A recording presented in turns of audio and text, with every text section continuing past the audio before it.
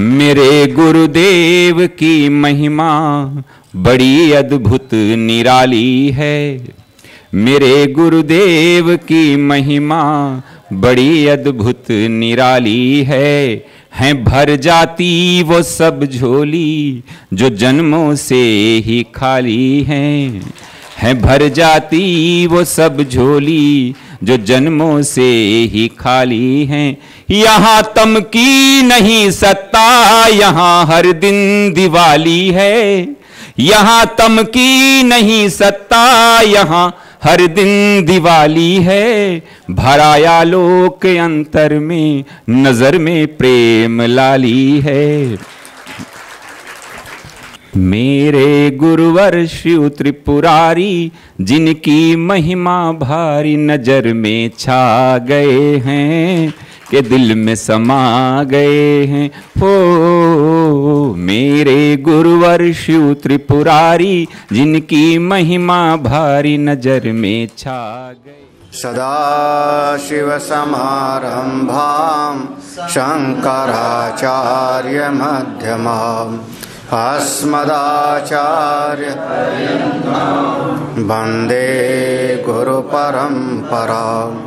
श्रुति स्मृति पुराणानाम् आलयं करुणालयं नमामि भगवत्पादं शंकरं लोकशंकरम्। सृष्टि के पहले जो सत्ता थी, सृष्टि बन गई भी, अनेक नाम रूप में जगत बन गया, तब भी जो सत्ता है, और सृष्टि का प्रलय हो जाएगा तब भी जो रहेगा, उसी को हम कहते हैं ब्रह्म। वह ब्रह्म नित्य है, अविनाशी है, समस्त परिवर्तनों का साक्षी है। जो जो चीज़ बदल जाती है, जो जो चीज़ परिवर्तित हो जाता है, वो मायामयी है। जगत भी, हमारा शरीर भी, हमारी इंद्रियां भी, जिनमें क्षण क्षण क्षण क्षण बदल रहा है, प्रतिक्षण बदल रहा है, वो सब मायामयी है। और जो कभी नहीं बदलता वो अपना स्वरूप है, वो अपना आत्मा है, वही ब्रह्म है। ये सृष्टि लगातार दिखाई पड़ती है, बन रही बिगड़ रही, बन रही बिगड़ रही, नए नए रूप में दिखाई पड़ती है। ये सब मायामयी है। जो बदले सो माया, जो परिवर्तित हो सो माया, जो विनाशी है सो माया के अंतर्गत, और जो उसका अधिष्ठान होगा, जो उसका मूल तत्व है, समस्त परिवर्तनों का जो आधार अधिष्ठान है, वो अपना परम सत्य है। घट टूट गया, कुल्हड़ बना दिया, कुल्हड़ टूटा, उसको सकोरा बना दिया। कितनी बार एक ही गहना को तोड़ करके 50 बार उसको नए नए रूप में ढाल दिया। जितनी बार उसका रूप बदला, व्यवहार बदला, उतनी बार नाम उसका अलग अलग हो गया। अब एक कान का कुंडल है कि गले का हार है कि कमर की करधनी है, नाम बदलता गया, मूल रूप से सोना ज्यों का त्यों है। बिल्कुल वैसे ही ये जितना शरीर बदलता गया, कार्यकरण संघात बदलता गया, शरीर बदलता गया, वो सब का सब मायामयी है। और जो रहता है नित्य, वही ब्रह्म है। इतनी सी बात है, इतना ही समझना है। समझ में आ गया? इतना ही मूल है और कुछ नहीं। हाँ, अब इसी को समझना इतना कठिन हो जाता है कि 12-12 साल लगते हैं, जन्म जन्म लग जाते हैं। क्योंकि बाह्य जगत की तरफ जो आकर्षण है वो बहुत तेज आकर्षण है। जो माया का आकर्षण होता है वो चित्त को जबरदस्ती खींच लेता है, जानते बूझते हुए भी। अनिच्छन्नपि वासने बलात् इव नियोजिता, ना चाहते हुए भी नकली चीज में आकर्षण ज़्यादा होता है। बस चित्त हमारा इस जो मूल तत्व है, परम शांत स्वरूप है, उसकी तरफ टिकना नहीं चाहता। शांति चाहिए, लेकिन बाहर से उसको वैभव भी चाहिए। परम आनंद भी चाहिए, लेकिन बाहर से सम्मान भी चाहिए। 50 लोग उसको पूछे हाल चाल तो उसको थोड़ा अच्छा लगता है, वो भी चाहिए। और कहता है कि हमको शांति भी चाहिए। शांति चाहिए तो 50 लोगों से पूछने की इच्छा छोड़ो, अपने आप शांत रहोगे, अपने कमरे में बैठे रहो, आपके प्रारब्ध के अनुसार भोजन मिल जाएगा। शरीर का जितना प्रारब्ध होगा, अन्न जल वस्त्र सब मिल जाएगा। इस पर दृढ़ विश्वास करके बैठ जाओ। लेकिन जीव बैठ नहीं पाता, उसकी बहिर्मुखता जो एक जन्म जन्मांतर से उसकी प्रवृत्ति में बैठ गया है। अच्छा, तो वह जो मूल सत्ता है वो ब्रह्म है। वह जो ब्रह्म है वह एक देश में नहीं है, एक काल में नहीं है, एक चीज में नहीं है, बल्कि उस सर्व देश में है, सर्व काल में है। सभी का आधार वही है। तो वो सर्वव्यापक है, नित्य है। जो ब्रह्म है, जब उसने सृष्टि बनाना शुरू किया, जब वो ब्रह्म है और सर्वत्र है, जब सर्वत्र वही है तो अपने से अलग किसी को बनाएगा कैसे? हाँ, जो अपने से अलग बनाएगा, यानी एक देश में है दूसरे देश में नहीं है, तो उसने अपने आप से बनाया। हमारा हाथ यहाँ से हिला क्योंकि आकाश है, खुली जगह है। खुली जगह में मेरा हाथ यहाँ से यहाँ गया, यही तो ना। अब अगर सर्वत्र वही व्याप्त है तो ये कह दो ये वाला आकाश यहाँ आ गया, ये वाला आकाश यहाँ आ गया, ये बात बनती ही नहीं। तो जो ब्रह्म सर्वत्र है, सर्वव्यापक है, फिर उससे सृष्टि बनेगी कैसी? और अगर कुछ बनती भी है तो उसी के भीतर केवल कल्पना मात्र है, उसकी संकल्पना मात्र है। उसने कल्पना कर लिया, संकल्प कर लिया, बस अपने ही भीतर, अपने ही भीतर। वह जो कल्पना कर रहा है वही ब्रह्म। चूंकि जितने चीजों की वो कल्पना करता है वो सबके सब बनते जाते हैं। अब हमको ये करना है, हमको ये कामना हो गई, ये बन जावे, ये कामना, बस बनता चला जाता है। सब उसी के भीतर, उससे बाहर और कुछ नहीं, उसी के अंतर्गत। जब उसी के अंतर्गत बन गया तो वो केवल मात्र विवर्त है और फिर उससे पृथक नहीं हो सकता। तो जो चीज उसके अंतर्गत बन रही है वह सब का सब वही तो है, उसके अलावा कहाँ है? जो इसको समझ जाता है, समझना वही अपनी आत्मा को समझ गया। यत ब्रह्म स आत्मा, जो ब्रह्म है वही आपकी अपनी आत्मा है।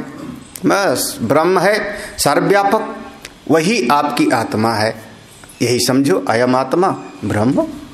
बस फिर जो अपना आत्मा है, स्वरूप है, जो नित्य है, समस्त परिवर्तनों का साक्षी है, हाँ, वह जब सर्वव्यापक है, ऐसी अनुभूति हुई तो वही तो मैं हूं। असलियत मैं वही हूं, वास्तविकता में मैं वही हूं। और ये जो नाम रूप उपाधि अंतःकरण की उपाधि के कारण आ जाता है, ये सब व्यवहारिक है। तो वास्तव में मैं ही आत्मा हूं और मैं ही ब्रह्म हूं। दृष्टि ये परिवर्तन वाले पर से हट करके अपने नित्य वाले पे चली गई। जितना बदलाव हो रहा है उससे हट करके अपना ध्यान अपने हमेशा रहने वाले पर चला गया। अहम अस्मि सदा भामि, मैं हूं, मैं अपने आप को जानता हूं और मैं स्वयं से प्रेम भी करता हूं। इस वृत्ति का कभी निषेध नहीं, वही हूं। अब नहीं ये बात समझ में आती कि वही मैं हूं, अपने आप में ही राजी रहूं, अपने आप में ही संतुष्ट रहूं, तो हम अपने अंतःकरण के साथ तादात्म्य करते हैं। अंतःकरण के साथ तादात्म्य करके एक सोपाधिक अहम बन गए।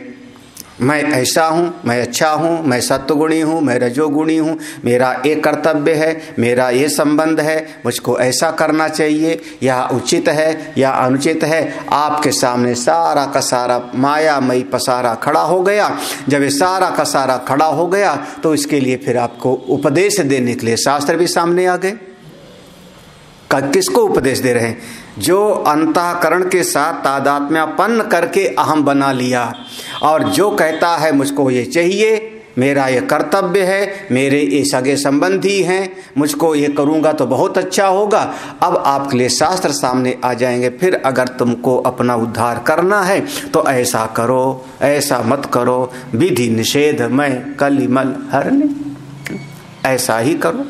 हाँ, वह परम पुरुष जो अपना परम पुरुष है, जो हमको विराट के रूप में दिखाई पड़ा, उस विराट पुरुष के ही द्वारा ये सारा का सारा जगत उत्पन्न हुआ। और इसी सारे जगत में 4 प्रकार की सृष्टि पैदा हुई। मनुष्यों में 4 विभाग हुआ, ब्राह्मण, क्षत्रिय, वैश्य, शूद्र। वो विराट पुरुष के ही अंग हैं। इसको कहते हैं, देखो आगे का जो प्रसंग है समझना, मूल रूप से अगला जो प्रसंग है, हमारे यहाँ समाज में एक जो शास्त्री था उसको कहा गया वर्ण व्यवस्था। शास्त्र में हमको व्यवस्था चलाने के लिए विभाग करना पड़ता है, वर्ण व्यवस्था। बाद में कालांतर में कुछ समय के उपरांत जब चलते चलते समय का प्रतिघात हुआ, तब वही लोगों के द्वारा कुछ चित्त वृत्तियां कामनाओं से युक्त हो गई, अलग अलग प्रकार से कामना हुई, तो वर्ण व्यवस्था नीचे गया और वर्णवाद बाद में आ गया। दोनों में फर्क करना, वर्ण व्यवस्था, वर्णवाद। अब ऐसे समझो जैसे हमारे बगीचे में अगर 4 प्रकार के फूल हैं तो उसमें कोई दोष नहीं है। बगीचे की शोभा यही है कि उसमें 4 प्रकार के फूल हैं, चारों की अपनी सुगंध है, चारों अपना अपना कार्य कर रहे हैं। गुलाब का फूल भी है, गेंदे का भी है, गुड़हल की भी है। हम उसको व्यवस्थित रखते हैं ना, बिना विभाग के। अगर आप विभाग ना करो तो आपका कोई जीवन चल नहीं सकता। आप भोजन में विभाग करोगे, भोजन में विभाग करोगे, ये दाल है, ये चावल है, ये रोटी है, ये सब्जी है, क्या हुआ, ये क्या बन गया, ये विभाग बना, विभाग हुआ। हाँ, फिर उसमें भी दाल में भी आपने विभाग किया ना, ये चने की दाल है और ये उड़द की दाल है।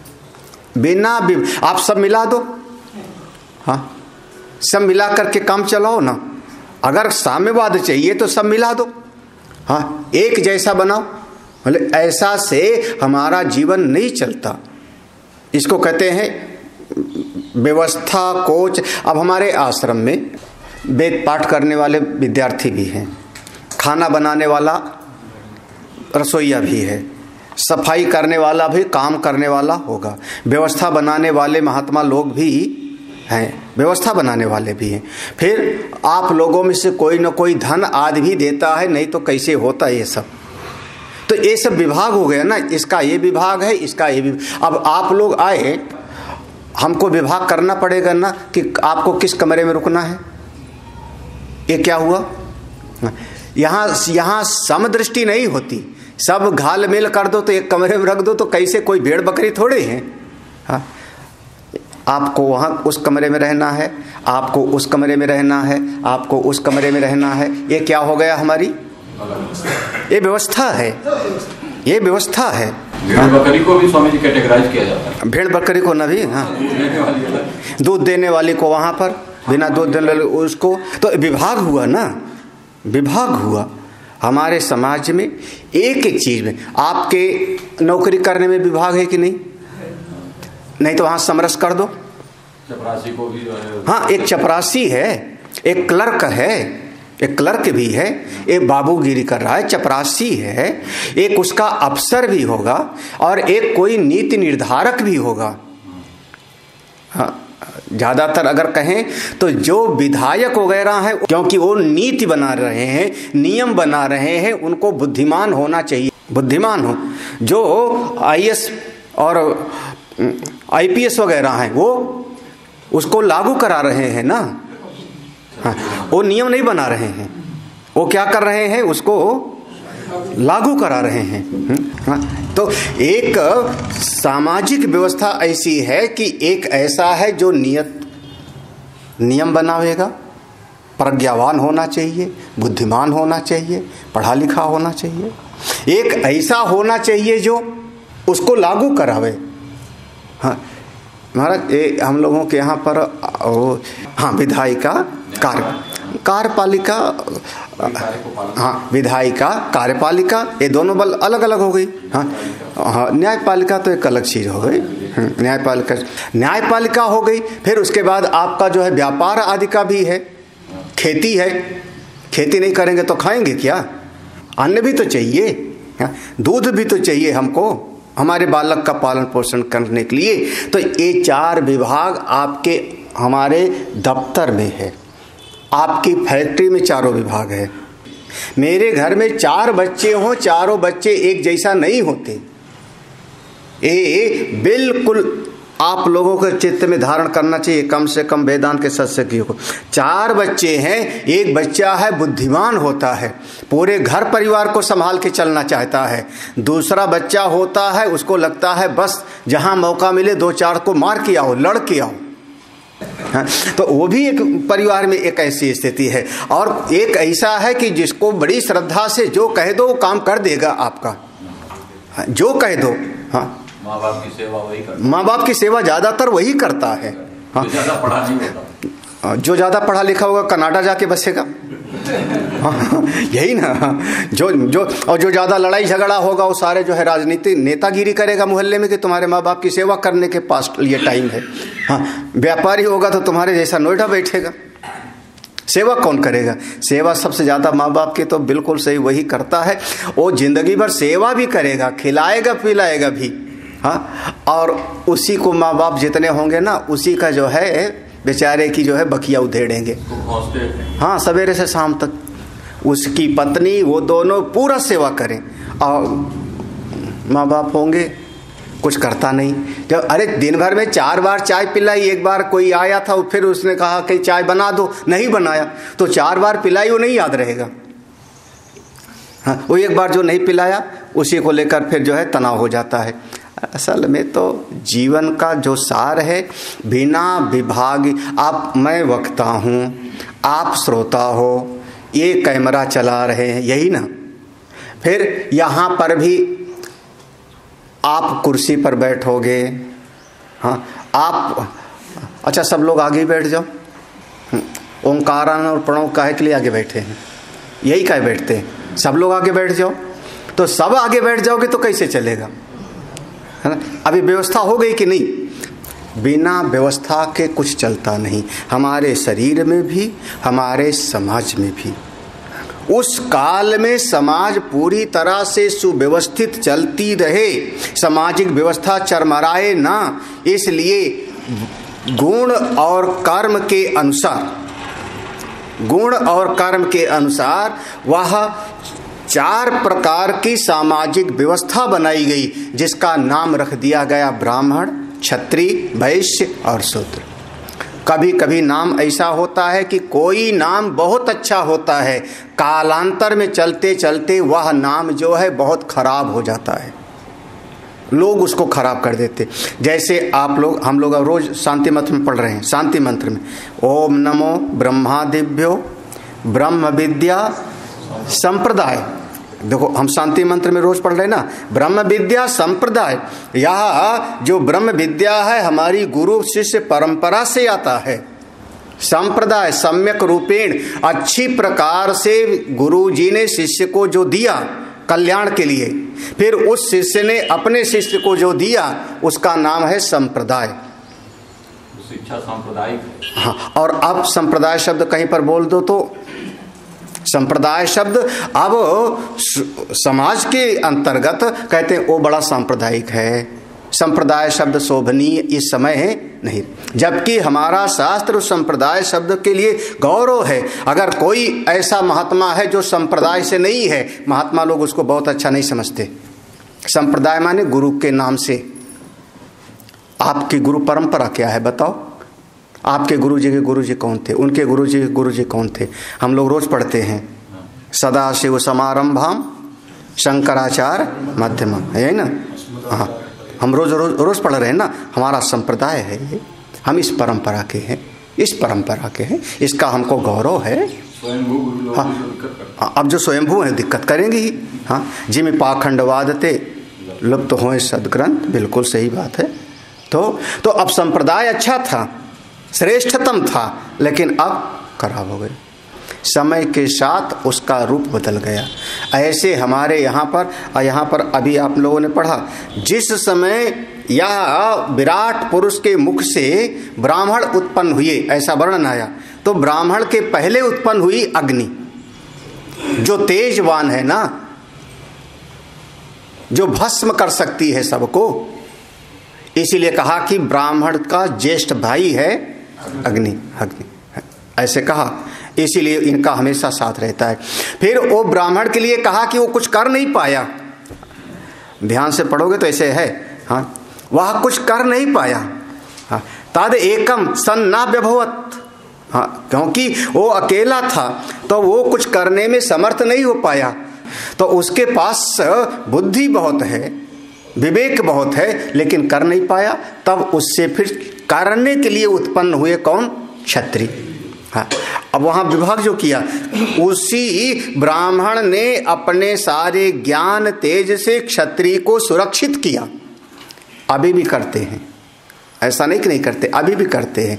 जब कोई कहता है जाओ तुम्हारा कल्याण हो, या कभी कभी समझो आपके माता पिता जब आपके लिए आपके सिर पर हाथ रख के हृदय से आशीर्वाद दिए, जब परीक्षा में जा रहे हो पास हो जाओ, भले उस समय जो चित्त का भाव है वो क्या है?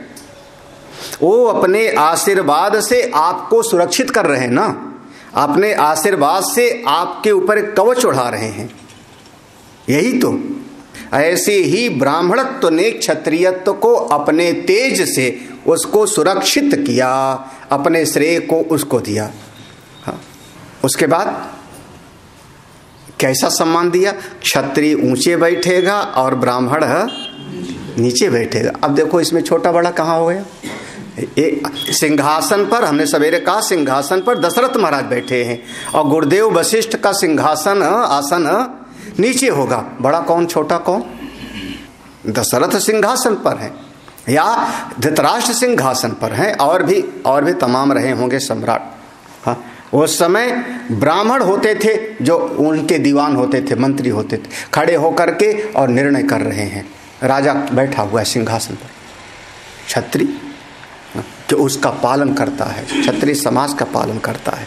एक पूरी हमारी देखो समाज में व्यवस्था बिल्कुल आपके, मैंने कहा भोजन में, आपके परिवार में, हमारी फैक्ट्री में, हमारे सामाजिक व्यवस्था में, हमारे घर में, सब जगह पर ये 4 प्रकार के लोग होते हैं। कुछ लोग होते हैं जो विचारवान होते हैं, कुछ लोग होते हैं जो मेहनती परिश्रमी होते हैं। परिश्रम में भी 2 प्रकार के हो गए, कुछ लोग समाज के लिए करते हैं, कुछ अपने लिए करते हैं। हाँ, फिर एक ऐसा विभाग हो गया जो मेहनत बहुत करता है लेकिन अपना विवेक जल्दी उपयोग नहीं करता। बस ये 4 विभाग हो गए, आज भी हैं, आगे भी। फौज में है कि नहीं अभी 4 विभाग? फौज में आपको अपनी अकल चलाने की आजादी नहीं, यही ना?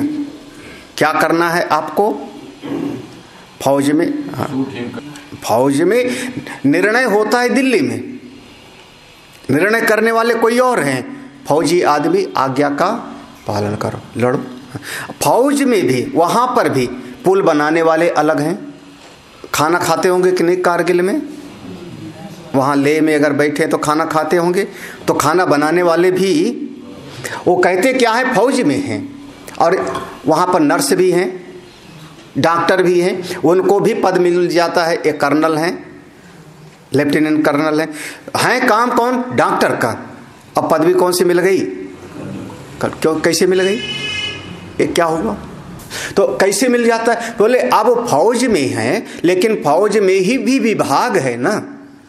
ये कौन सा विभाग है? बोले इनका काम केवल जो है सबको जो है सामान टैक्स फ्री बेचना है। कौन सी कैंटीन होती? CSD कैंटीन, वहाँ पर चले गए, वहाँ पर उनका काम है, इनका काम है।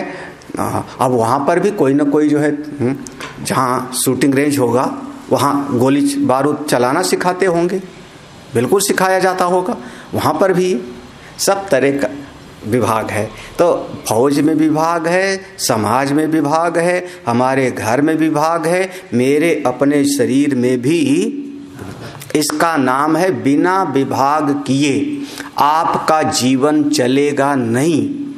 तो ये जो विभागी व्यवस्था थी मनुष्यों की, इसका नाम हो गया वर्ण व्यवस्था। ब्राह्मण वेद पाठ करे, स्वाध्याय करे, क्षत्रिय समाज का पालन करे, वैश्य व्यापार करे, शूद्र वो सेवा करे, परिश्रम करे।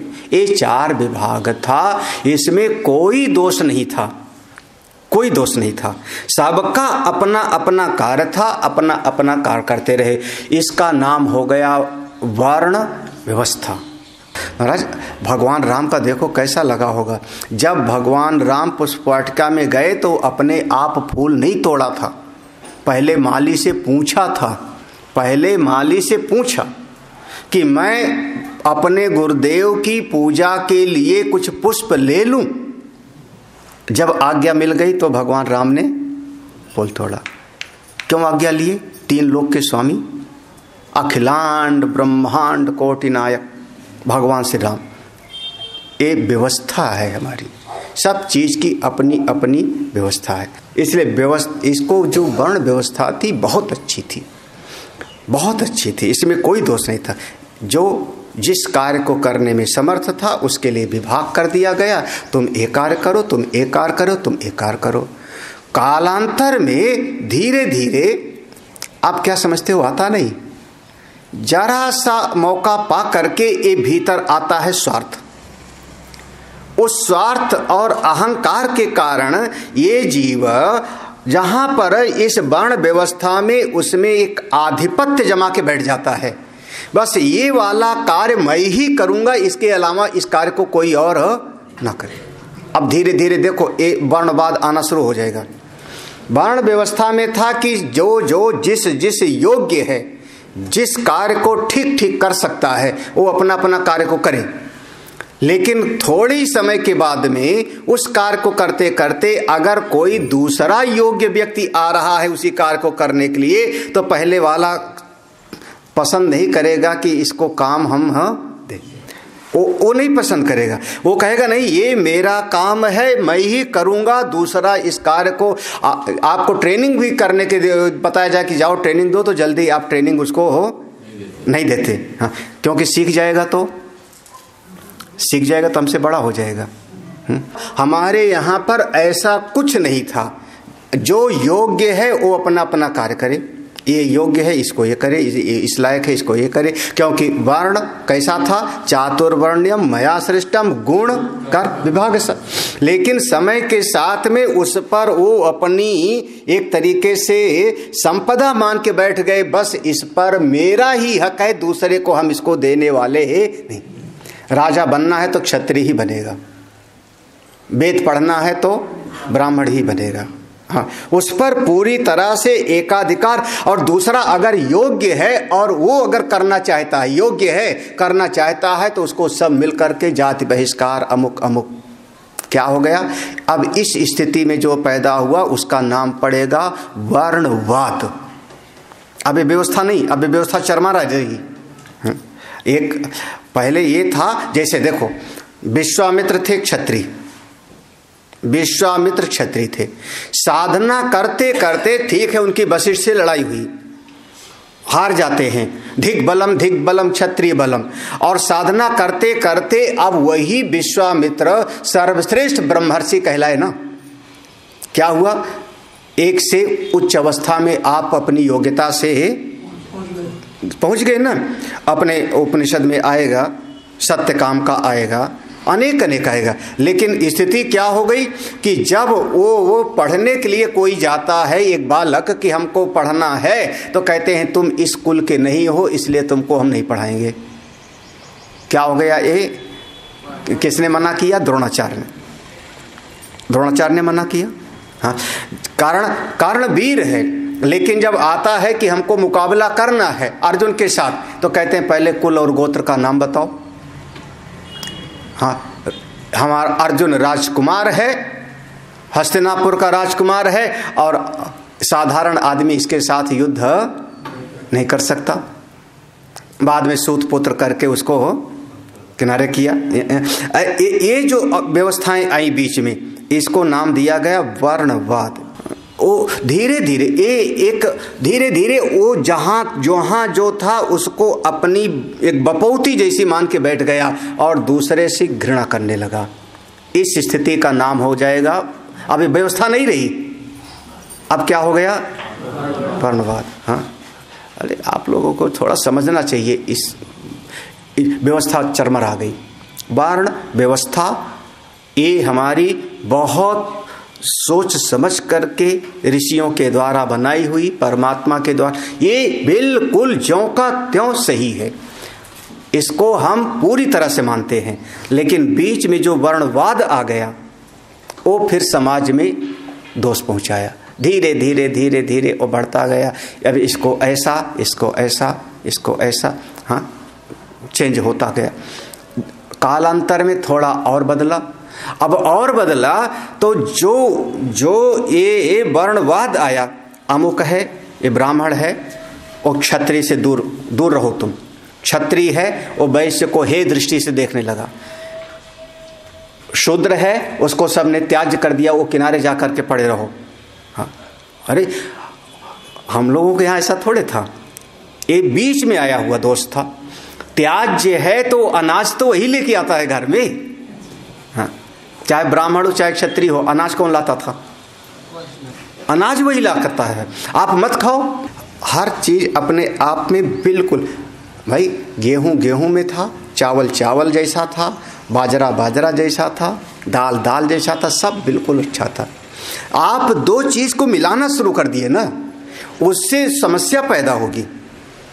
आप लोग इसको, कोई ऐसा नहीं, उस शास्त्र में वर्णन है, आप लोग समझो इसको, हाँ, खूब अच्छी तरह से। तो वर्ण व्यवस्था में योग्यता के अनुरूप, उनके गुण और कर्म के अनुरूप विभाग करने की जरूरत हमको पड़ती। सृष्टि में पहले से विभाग था, अभी भी विभाग है, आगे भी रहेगा। हाँ, स्वे कर्मण्य अविरतः। देखो, नहीं समझ आ रहा? आप छत डालने वाला आदमी आते हैं, हमने छत डालने का ठेका दे दिया, वो ट्रैक्टर लेके आता है, वो झूला उला बनाता है, उनके साथ 50 आदमी आते हैं, 50-100 आदमी आते हैं, मेरा सब बिल्कुल, कौन आदमी उस पर मशीन पर खड़ा होगा, कौन पानी डालेगा, कौन सीमेंट लावेगा, कौन उसमें गिट्टी डालेगा, कौन ऊपर जाके ठेलिया में लेके जाएगा, सब उनकी सेटिंग है पूरा।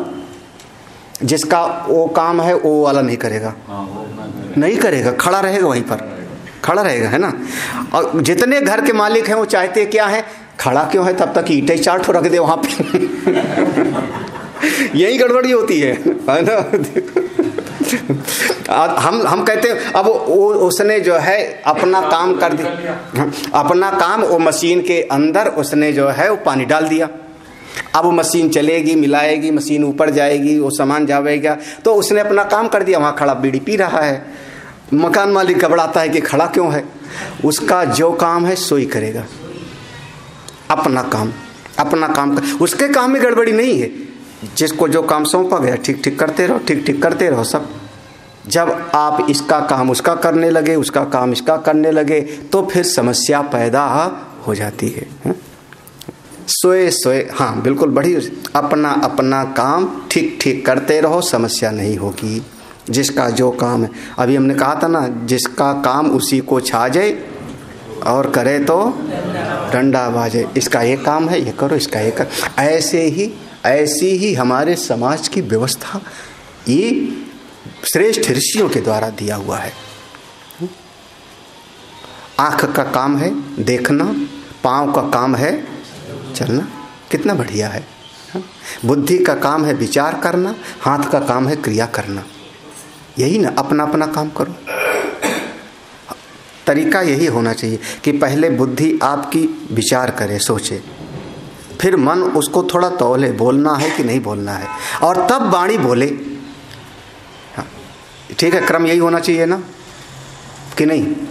शब्द पहले आता है हमारी बुद्धि, हमारी बुद्धि में आएगा। शब्द कोई भी शब्द होगा पहले बुद्धि में आया। अब वो शब्द हम बोले कि ना बोले इसका निर्णय करे हमारा मन। कितनी बार तो शब्द हमारी बुद्धि में आता है लेकिन हम उसको तुरंत फट से वाणी से, और बाद में फिर आप वाणी से बोल दिए, फिर आप तौलते हो भीतर कि अरे हमको ये बात बोलनी ठीक है नहीं। क्यों? मतलब आपके भीतर सामंजस्य नहीं रहा, आपका जीवन व्यवस्थित नहीं रहा, आपका जीवन व्यवस्थित नहीं रहा। अपने जीवन को ये सबसे खास करके इसकी एक पहचान बताऊं, आपका जीवन व्यवस्थित करना है तो आप अपने कमरे को ठीक ठाक रखो, गड्ढ मत कर दो। ये थोड़े है, कुछ लोगों को ऐसा होता है, कुछ लोगों को होता है कि हर सामान उनको ढूंढना पड़ता है, चाहे पेन हो गए, चाहे चाबी हो गए, चाहे कागज हो गए, चाहे पेपर हो गए, हर सामान ढूंढना पड़ता है। अरे हाँ, अभी इसको यहाँ से यहाँ रख देगा, फिर 10 मिनट बाद कहाँ रखा होता है ना ऐसा। हाँ, हर सामान, हाँ, जो चीज़ जहाँ पर है, आपका कमरा व्यवस्थित हो, आपके ग्रंथ व्यवस्थित हो, आपका मन व्यवस्थित हो, आपके वस्त्र व्यवस्थित हो। ये सामान यहाँ रखने के है, यहीं रखा है, मौका पड़ेगा यहाँ टार्च मिल जाएगी, यहाँ ये चीज़ मिल जाएगा, यहाँ अमुक चीज़ मिल जाएगा। ओ जल्दी भागा आया, यहाँ रख दिया, फिर उसके बाद उधर चला गया, दिमाग वहाँ पर रखा, यहाँ दिमाग वहाँ पर, 10 मिनट बाद ढूंढना पड़ा, हाय कहाँ रख दिया। हाँ, मौके पर काम पर वस्तु मिलती नहीं। किसी के जीवन में है तो नहीं ऐसा? अगर आपका जीवन व्यवस्थित नहीं है तो समाज को आप व्यवस्थित कैसे रख पाओगे? सीखो, ये सृष्टि सब इसकी व्यवस्था है, इसमें ना कुछ श्रेष्ठ है ना निकृष्ट है। हमने एक दिन पहले कहा था, शायद याद होगा, पुनः कहता हूँ, इस जगत में कुछ भी अच्छा नहीं है, कुछ भी बुरा नहीं है। याद है ना, मैंने कहा था ना, कुछ भी अच्छा नहीं है, क्योंकि जगत कैसा है? मायामयी है, जगत मिथ्या है, ब्रह्म सत्यम जगत मिथ्या। तो यहाँ ना कुछ अच्छा है ना कुछ बुरा है। अच्छे बुरे की अवधारणा मन से निकाल दो। ना कुछ श्रेष्ठ है और ना कुछ निकृष्ट। बस पहचान इतना है कि मेरा लक्ष्य जो है, मेरा जो गंतव्य है, उस लक्ष्य के जो अनुकूल है वो अच्छा है। आपके गंतव्य को प्राप्त कराने के जो अनुकूल है, सहायक है, वो अच्छा है, और आपके लक्ष्य के जो प्रतिकूल हो जाएगा वो सब का सब बुरा है। बस इतना ही पहचान है। अगर आपका लक्ष्य परमात्मा की प्राप्ति है, आत्मज्ञान की प्राप्ति है, तो आपको ऐसा ऐसा करना चाहिए, आपके लिए ये श्रेष्ठ है। ऐसा करोगे अपने गंतव्य से वंचित हो जाओगे, लक्ष्य से वंचित हो जाओगे। तो हमारे लक्ष्य के जो अनुकूल वो श्रेष्ठ, लक्ष्य के प्रतिकूल वह निकृष्ट। बस कुछ अच्छा बुरा नहीं, सब सृष्टि है, अस्ति मात्र, ये अपना है। हाँ, अब आज भी देखो, आज भी वर्तमान काल में भी जो काशी वाला कोई है नहीं ना, काशी में जो ले जाता है चिता पर अपने किसी परिवार को जलाने, आज भी वो जा कर के वहाँ पर अग्नि आप माचिस से जला नहीं सकते हो, भले 1 रुपए की मिलती है माचिस। हाँ, वहाँ पर जो चिता को अग्नि दी जाएगी और आवेगी कहाँ से? डोम, वहाँ बैठे होते हैं, वहाँ डोम राजा के पास से, उसके पास अग्नि जलती होती, उसी में से लेकर के आपको जलाना है, ये नियम है। हाँ, कहाँ से आ रही अग्नि? डोम के यहाँ से। हाँ, और वो जो बोल देवे, कितना लूंगा? हाँ, वो जो बोल देवे, मुर्दा देख करके बोलता। हाँ, अमुक आदमी समझ लेते हैं 5000, हाँ 500, नहीं कम है, बोले अपने आप जला ले, फूंक ले, जा यहाँ से अग्नि लेनी है। तो आज तक वहाँ पर बारात की अगवानी जो है स्वामी जी गाँव में, वो भंगी होता है। हाँ, बारात की अगवानी भंगी करेगा। तो मुख्य तो ये हमारी एक व्यवस्था थी, एक काम नाई करेगा, एक काम धोबी करेगा, एक काम बढ़ई करेगा, एक काम जो है पंडित जी करेंगे, एक काम अमुक करेगा, एक काम अमुक करेगा। वो सारी और बढ़िया हमारा समाज बढ़िया चल रहा था। लेकिन बीच में जो मैं कह रहा हूँ वर्ण व्यवस्था से वो चेंज हुआ वर्णवाद में। जो वर्णवाद वाला आया फिर उसके कारण समस्याएं पैदा होने लगी। तो यहाँ पर हमारी व्यवस्था बिल्कुल सही ज्यों की त्यों श्रुति भगवती कहती हैं। अब इसको सिद्धांत को समझ लो। दुनिया नहीं समझेगी, समाज नहीं समझता, लेकिन फिर भी हमको समझना चाहिए। तो देखो अब इसमें कहा ना, अब अपने शरीर का विभाग करना चाहो तो शरीर में एक गर्दन के ऊपर वाला हिस्सा हो गया ब्राह्मण का। क्यों?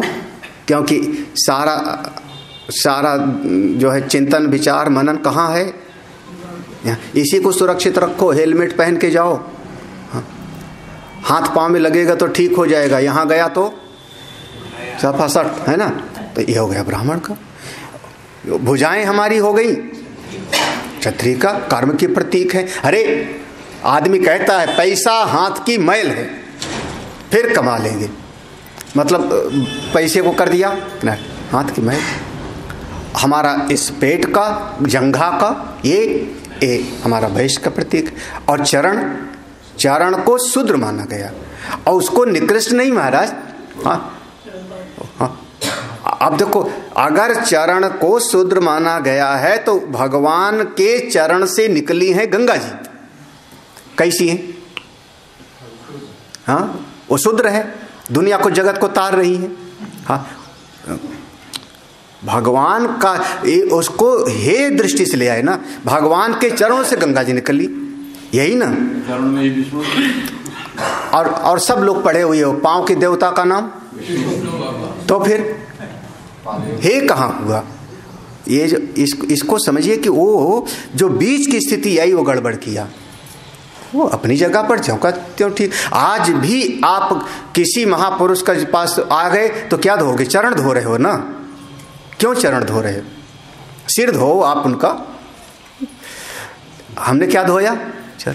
हाँ, श्रेष्ठ निकृष्ट की बात नहीं। इस हाथ का ये उपयोग है, इस उंगली का ये उपयोग है, इसका ये स्थान है। इस प्रकार से विभागी व्यवस्था है।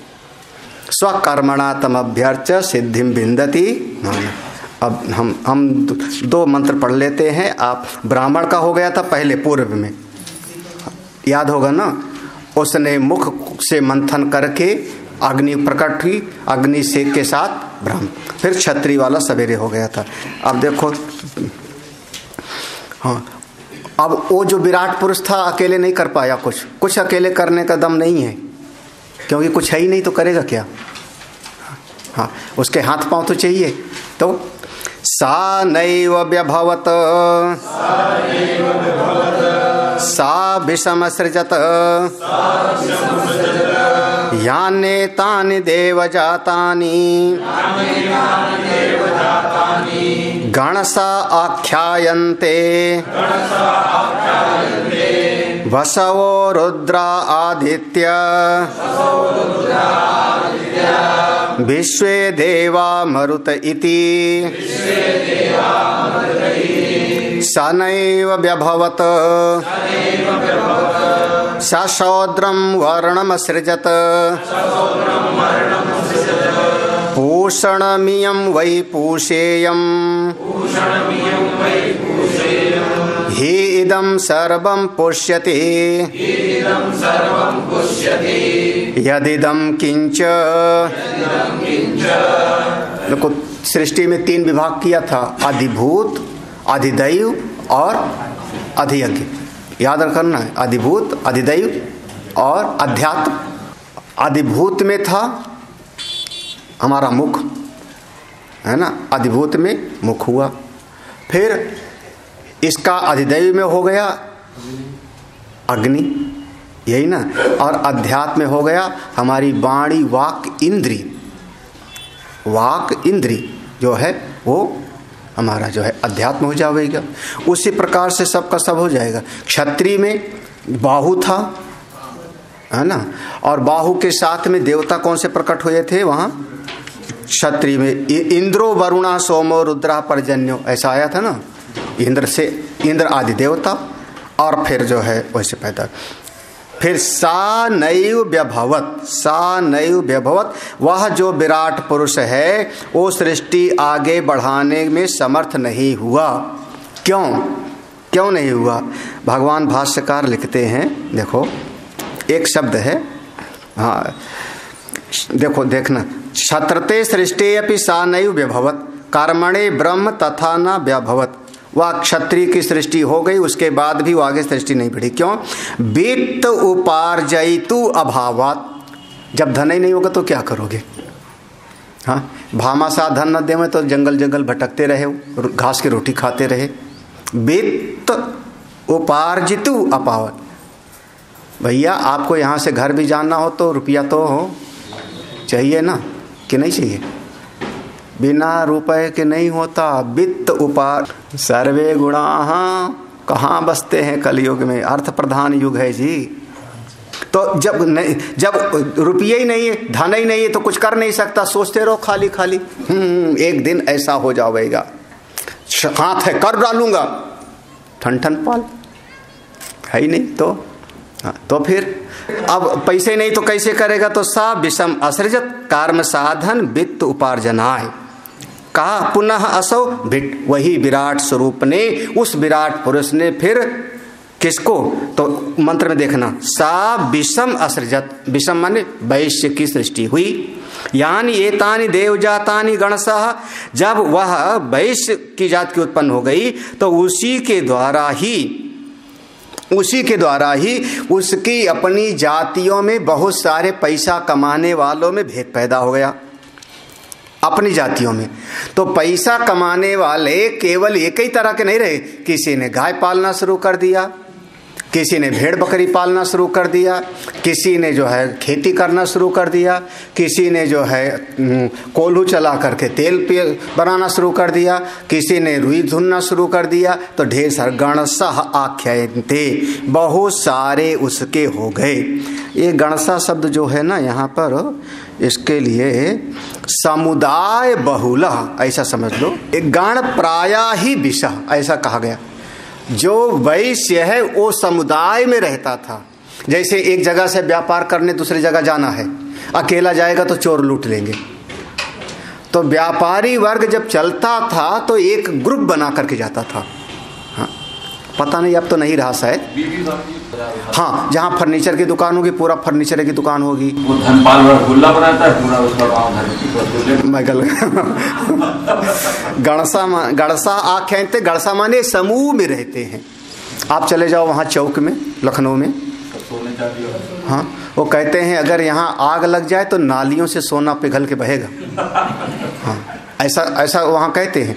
लेकिन वहाँ जाने की गली देखो तो इतना ऐसा होगा, जाने का रास्ता, गाड़ी भी जाना मुश्किल होगा, जिससे भाग न पावे चोर चोर को पकड़ लिया तो वहीं पर रहेंगे। हाँ, तो इस तरीके से वो समूह, गणसा माने समूह में रहते, गणसा आख्यान। तो वो जो समूह में रहते हैं उनका नाम बताएं आपको, आख्यानते। सुनना है कि नहीं जी? कैसे समूह में रहते हैं? सब वैश्य वर्ग के हैं, ये सब वैश्य हैं। कौन? 8 वसु, बसो माने 8 वसु, ये वैश्य हैं। लो आप तो सुने देवता हैं, हम क्या कह रहे हैं अब? तो गणसा आख्यानते हम वैश्यों के समूह को बताते हैं, उनका समूह कैसे। बसवो 8, रुद्रा 11, आदित्य 12, विश्वदेवा, ये विश्वा की संतान है तो विश्वदेवा, ये कितने हैं? 10, मरुत 49, इति। ये सब समूह में रहते हैं। जो समूह में रहते हैं वो सब कौन है? वैश्य हैं। लो आप सब ने देवता पढ़ा है बार बार, ये सब देवता हैं। तो देवता कौन सी कास्ट में आए अभी? क्षत्रिय में कौन से आए थे? इसके पहले आया था ना। हाँ, इंद्र, वरुण, सोम, रुद्र, पर्जन्य, यम और शासन करने वाले। देखो ये सब हो गए कौन? वैश्य। अगला देखो, सा नैव व्यभवत, अभी भी वो ठीक से काम नहीं हो पाया सृष्टि का। सा ना एव व्यभवत, सृष्टि का काम ठीक से नहीं चला। तो सा सौद्रम वर्णम असृजत, क्यों नहीं हो पाया? क्योंकि काम करने वाला तो चाहिए ना। आपके पास रुपया तो बहुत है, रुपया बहुत है, बल बहुत है, कोई पानी पिलाने वाला ही ना हो तो ना, तो फिर सा शौद्रम वर्णम असृज, तब शूद्र की सृष्टि हुई। पूषणम इयम वै पूषेयम ही इदम सर्वम पुष्यति यदिदम किंच। कौन है शूद्र वर्ण का देवता? देवता कौन है? पूषणम, पूषणम इयम वै पूषेयम, जो सबका पोषण करे, जो सबका भरण पोषण करे, सबका पोषण करने वाला कौन? पूषा देव। हाँ, स्वस्ति न इंद्रो वृद्धश्रवाः स्वस्ति न, है ना, ऐसे आया ना, पूषा। और जो पोषण करता है, जो सबको पोषण करता है, स्वस्थ रखता है। अरे सबसे ज्यादा देखो, अभी अधिदैव, अधिदैव सृष्टि हुई कौन सी? अधिदैव हुई पूषा, अधिदैव पूषा हुई है। जो यहाँ पर काम के वो जो हमारा इस जगत में सृष्टि हुई शूद्र, अधिदैवत उसके हुए पूषा। और अधिभौत भौतिक कौन सा हुआ? इदम पूषेयम ही इदम सर्वम, यहाँ पर पूषणम इयम, ये पूषणम इयम, इयम शब्द जो है पृथ्वी, इयम माने यहाँ पर पृथ्वी, पोषणम इयति, पुष्यति पूषा, जो पूषा पोषण करे वो, इयम माने पृथ्वी। यह जो पृथ्वी माँ है, पृथ्वी भगवती माँ है, ये सब का पोषण करती हैं, तो ये शूद्र वर्ण में होगी। अब बताओ पृथ्वी माँ है क्या? हम तो पूजा करते, रोज सवेरे जैसे पूजा करना हुआ तो क्या कहते हो? पृथ्वी त्वया धृता लोका ते विना त्वं विष्णुदा धृता, तो फिर हाँ, इयम माने पृथ्वी, भाष्य में देख लेना, इयम पृथ्वी पूषा, हाँ, लिखा होगा, ये पृथ्वी देवता हुई। हाँ, ये सबका भरण पोषण करने वाली हैं। तो एक देवता हुई है पूषा देवता, पूषा देवता अधिदैवत, पृथ्वी माँ हो गई अधिभूत, अधिभूत हो गई पृथ्वी माँ। और जो समाज में सृष्टि बनी वो शूद्र वर्ण की। इस प्रकार से विराट से ये 4 प्रकार की सृष्टि हो गई व्यवस्था बनाने के लिए। अभी भी सा नैव व्यभवत, अभी भी सृष्टि ठीक से नहीं चली। अब बताओ, चारों वर्णों की सृष्टि हो गई और अभी भी सृष्टि ठीक से नहीं चली। तब विराट पुरुष ने कहा अब क्या करें? तो फिर से एक सृजन हुआ, फिर से एक सृजन हुआ। अब यहीं पर मूल सूत्र है, हम लोग कल पढ़ते हैं, आज इतना है। परिवार कैसे चलता है? परिवार को चलाने वाला कौन है? पिता, माँ, बेटा, भाई, बंधु, या पिता जो अपने कर्तव्य का पालन करता है, कमा के पैसा लाता है। माँ अपने कर्तव्य का पालन करती, घर को साफ सुथरा रखती है, कपड़े ठीक रखती है, बच्चे को पालती है, कर्तव्य का पालन कर रही।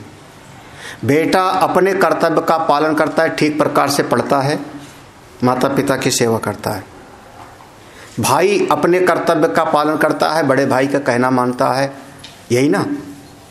सब अपने अपने ठीक ठीक कर्तव्य का पालन करते रहोगे तो आपका ज्वाइंट फैमिली, आपका परिवार ठीक ठाक चलेगा ना। तो आपका परिवार ठीक ठाक चल रहा है, इस परिवार को ठीक ठाक चलाने वाला कौन हो रहा है? धर्म, व्यक्ति नहीं। वो अपने धर्म का पालन कर रहा है, वो अपने धर्म का पालन कर रहा है, वो अपने धर्म का पालन कर रहा है, तब आपका परिवार ठीक ठीक चल रहा है। और इन्हीं में से खींचातान होने लगे तो परिवार बिखर जाएगा ना। तो परिवार को चलाने वाला कौन? धर्म। शरीर को चलाने वाला कौन?